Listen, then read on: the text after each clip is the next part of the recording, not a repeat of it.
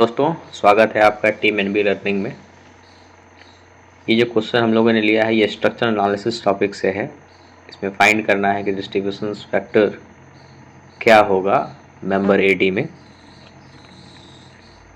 देख सकते हैं ये पॉइंट ए है, पॉइंट डी जहाँ पर फिक्स सपोर्ट है, बी पे हिंज है, एफ पर फिक्स है और सी आपका फ्री एंड है। तो डिस्ट्रीब्यूशन फैक्टर निकालने के लिए अच्छा इसमें थोड़ा सा इस क्वेश्चन में जो एक एक्स्ट्रा पॉइंट चीज़ है उसको ध्यान रखना है। ये यहाँ से यहाँ तक जो है ये आपका 2E है इसका फ्लेक्सिबिलिटी और यहाँ से फिर EI है।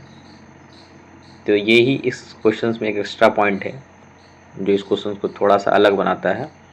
मान लेते हैं इस पॉइंट को G है। तो डिस्ट्रीब्यूशन फैक्टर क्या होता है? डिस्ट्रीब्यूशन फैक्टर होता है आपका स्टीफनेस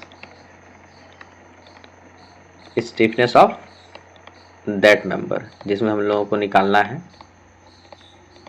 उसका स्टीफनेस कितना होगा डिवाइड बाय टोटल स्टीफनेस।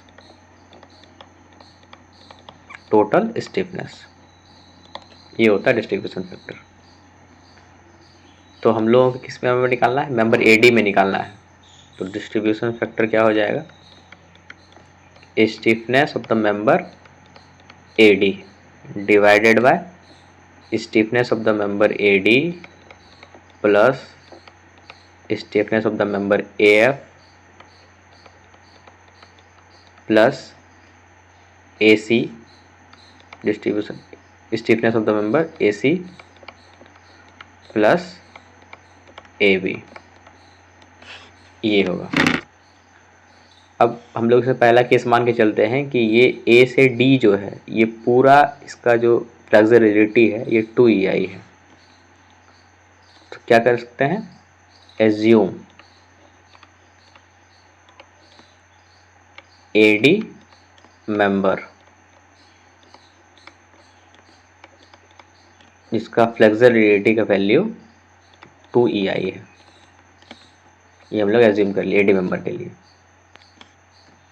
तो उस केस में आप सबसे पहले KAD निकालिएगा। तो क्या होगा? KAD फार एंड क्या है? फिक्स्ड है। तो फिक्स्ड के लिए क्या होता है?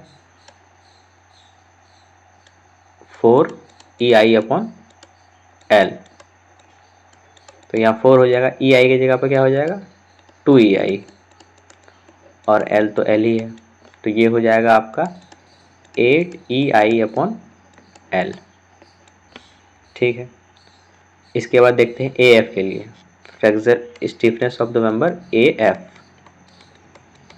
तो ये भी क्या है? फार एंड क्या है? फिक्स है F। तो यहाँ भी हो जाएगा 4EI अपॉन L और यहाँ पर भी वैल्यू EI का जो है ये 2EI है। तो इस केस में ये भी हो जाएगा 8EI अपॉन L। EI की जगह पर 2EI रख देंगे तो 8EI अपॉन L। ठीक है, इसके अलावा स्टीफनेस जो है भी हम लोग देखते हैं AB का। तो यहाँ पर जो फार एंड है ये आपका फिक्स नहीं है, हिंज है। तो हिंज है तो इस केस में हो जाएगा आपका 3EI अपॉन L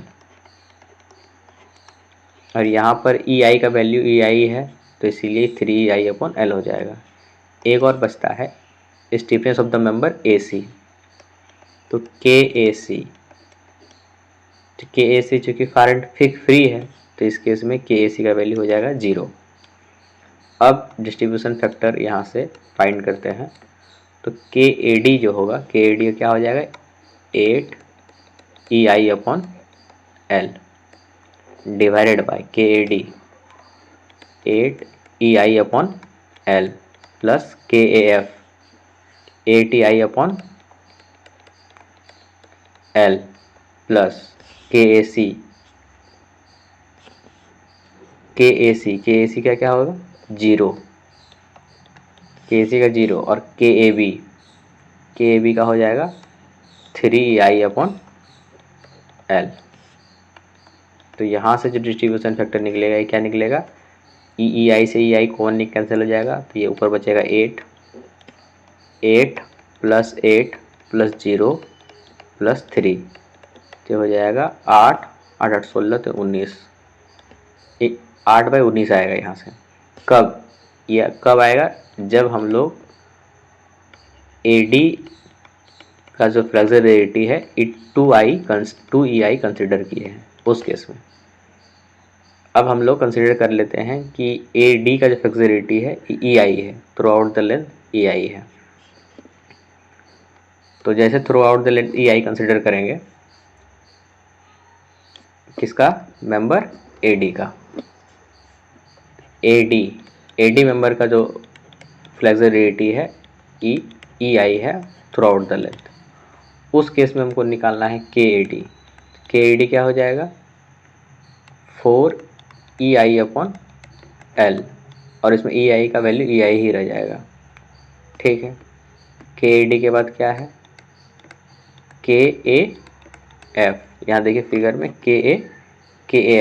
KAF जो है, तो यहाँ पर ये फिक्स्ड है और वैल्यू 2EI है, तो यहाँ पर हो जाएगा 4EI/L। तो 4EI की जगह पर हो जाएगा 2EI और ये हो जाएगा L, तो ये हो जाएगा 8EI/L। इस तरह फिर मेंबर है KAC का क्या होगा? फ्री था, फ्री एंड है, तो वहाँ पर 0 हो जाएगा। और एक बचता है KAB, एक बचता है आपका KAB। तो ये आपका जो है KAB जो है, ये आपका है फ्री हिंज है, तो यहाँ पर 3EI/L हो जाएगा। तो इस केस के लिए डिस्ट्रीब्यूशन फैक्टर क्या हो जाएगा? इस केस के लिए हो जाएगा आपका 4EI/L divided by 4EI/L plus 8EI/L plus 0 plus 3EI/L। तो यहाँ से EI कैंसिल हो जाएगा, L सब कैंसिल हो जाएगा, तो बचेगा 4 divide by 4 plus 8 plus 0 plus 3। तो ये 4 8 4 12 12 3 15, तो ये 4/15 बचेगा। तो 4/15 जो हो जाएगा ये आपका 0.267 इस केस के लिए, और इस केस के लिए हो जाएगा आपका 0.421।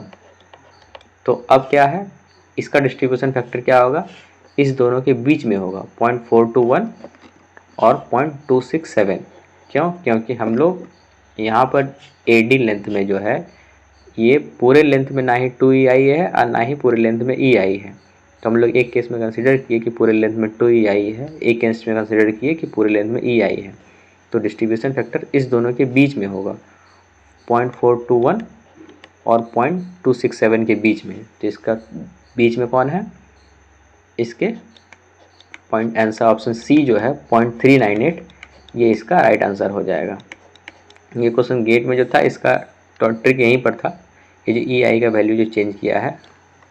बाकी ये क्वेश्चंस एक नॉर्मल EI के केस में भी आ सकता है, CJE या किसी और एग्ज़ाम स्टेट एग्ज़ाम्स में भी आया जा सकता है। ठीक है, धन्यवाद।